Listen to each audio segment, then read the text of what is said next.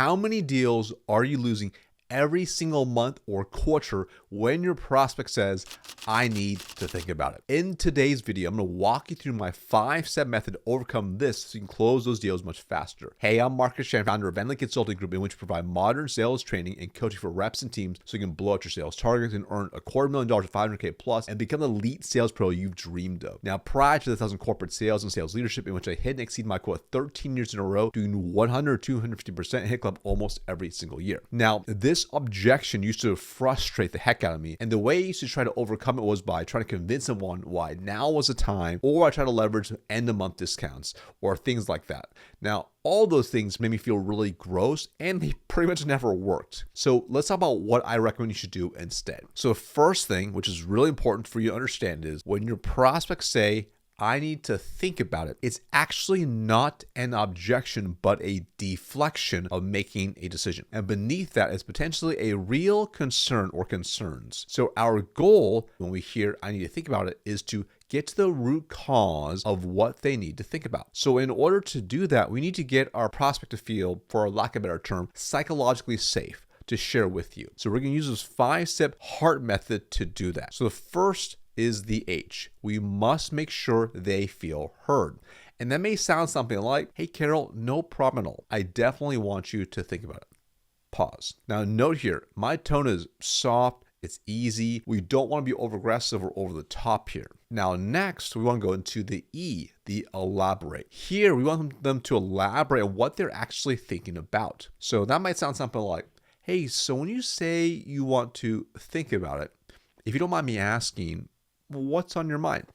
So again, soft, easy, non-threatening. This is the part where you want them to go into detail, because what they want to think about could be anything from the cost, the use case, timing, maybe like a competitor more, and so on. So your goal here is to get to the truth. But even after they tell you something, we want to get to the root of it. So let's say they say something like, I need to think about the price. Now again, even if they say that, what does that actually mean? From my own experience, when a prospect has told me that, sometimes they meant the price is actually too high, or they didn't think the price justified the value, or they didn't like the onboarding fee as being a really big upfront fee, or maybe the competitor had a lower price, and there are really dozens more when they say price by itself. And sometimes it's still a smokescreen objection to something else, as price is like a really easy scapegoat for decision making. So if they say, I need to think about the price, I can say something like, got it.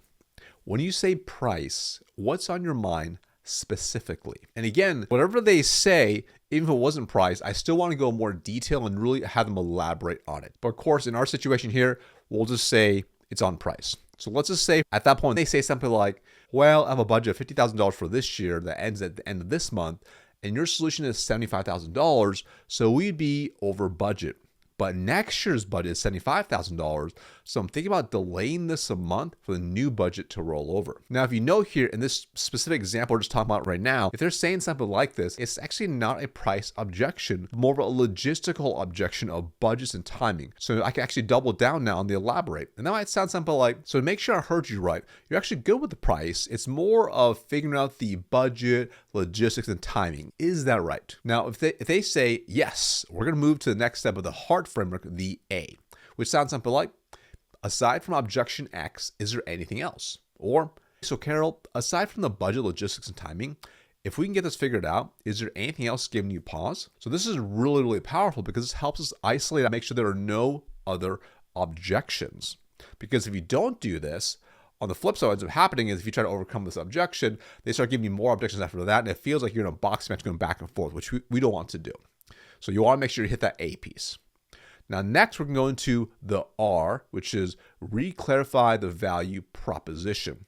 This is a really cool step as it gets them selling themselves, and it's really, really simple because not you selling them, it's them selling themselves, which sounds something like this. Got it, Carol. Hey, so that makes a lot of sense. So remind me again, what did you like most about our solution?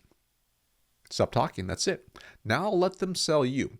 If you've done a really good job to this point in your whole sales process, they'll talk about how awesome your solution is, which will help them reaffirm their decision.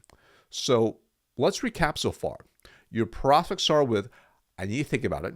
And you've gone through HEAR so far in the heart framework. So that means they feel heard, they've shared the real root objection, you've isolated that's the only one, and now they potentially have resold themselves. So now we go into the T, the transition to a close. Now this is where there's the most variability because it really depends on the root objection for how you actually overcome it and show why it's not an objection. So let's go back to the original example. Let's say it's the budget and logistics issue. This means now for me as a salesperson, I just need to get creative with a billing to make it work sooner versus later. And that of course depends on the selling rules you have and your capabilities of making deals happen at your own company. But in my situation, that may sound something like this. Got it. So let's talk about the logistics and time piece because you have made it clear that your team needs to move on this now. Otherwise, it's cost your team $1 million a month in mistakes.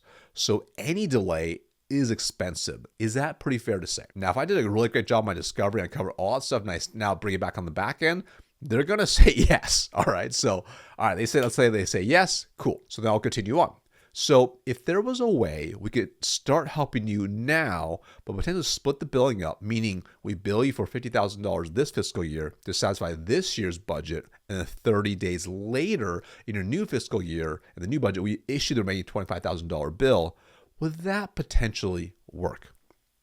Now, at this point, if I've done a really good job of the overall heart framework, it should be a very solid yes, with the next steps being to draw the agreement up. My point of the video today is not the T, the transition to the close, but the first 4 parts, because understanding what the real objection is your number one goal. Now, if you want more help overcoming more objections to close more, head below to call with my team, see if this is a good fit for our coaching programs. If you want to see how to overcome 7 of the most common sales objections, I'll see you in the next video right here.